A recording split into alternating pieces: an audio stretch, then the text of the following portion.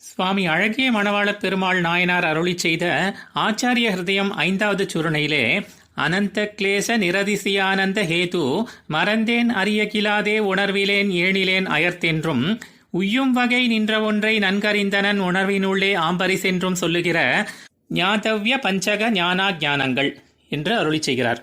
கீழே 4வது சூரணையிலே சொன்ன சுகமும் துக்கமும் உண்டாக காரணம் என்ன என்பதை இந்த சூரணையிலே அருளிச் செய்கிறார்.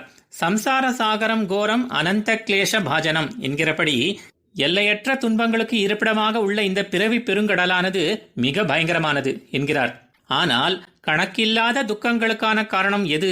5 விதமான காரணங்களை கூறுகிறார். அதை தெரிந்து கொள்வதற்கு முன்பாக ஒரு சிறிய கதை பார்ப்போம். நமக்கு பூர்வீகமான ஒரு ஊரிலே நெருங்கிய உறவினர் ஒருவர் இருக்கிறார் என்று வைத்துக் கொள்வோம்.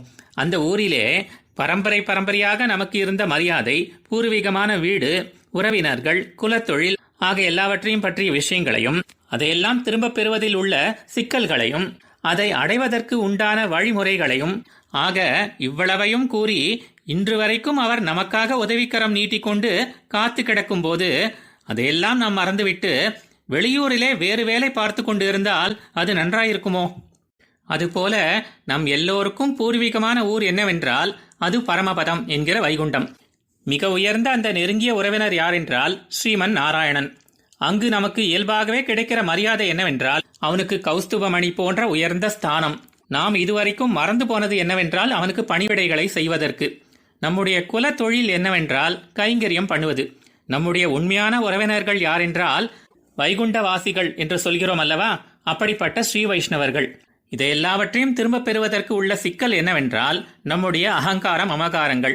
ஆனால் சுலபமாக அடையக்கூடிய வழி என்னவென்றால் ஒரு நல்ல ஆச்சாரியன் மூலம் சமாசிரயணம் செய்து கொண்டு ராமானுஜருடைய திருவடிகளை பற்றி அதன் மூலம் அந்த பரமபதநாதனை அடைவது.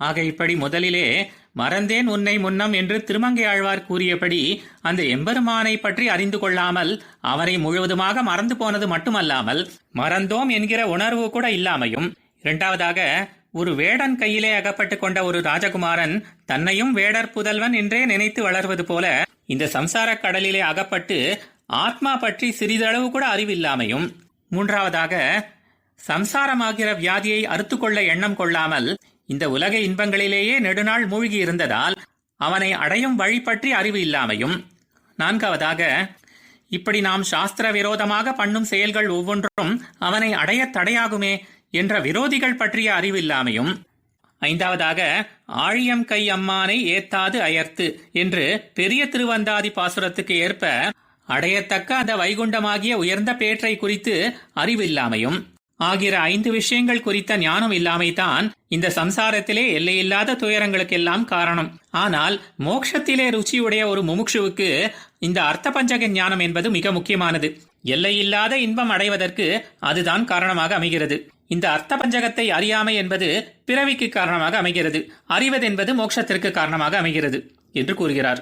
அர்த்த பஞ்சக ஞானம் யாதெனில் முதலிலே பரமாத்மாவின் சொரூபம், அதாவது பரஸ்வரூப ஞானம். நாராயணன் தான் பரதெய்வம். அந்த நாராயணன் தான் பரம் வியூகம் விபவம் அந்தர்யாமி அர்ச்சை என்று 5 நிலைகளிலே நம்மை கைக்கொள்ள இறங்கி வருகிறான் என்று அறிதல்.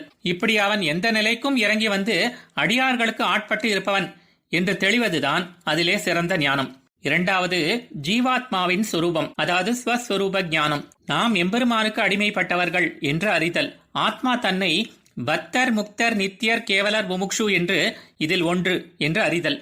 அவனுக்கு அடிமை செய்வதை விட அவன் அடியவர்களுக்கு அடிமை செய்வதே சிறந்தது என்பது தெளிந்த நிலை.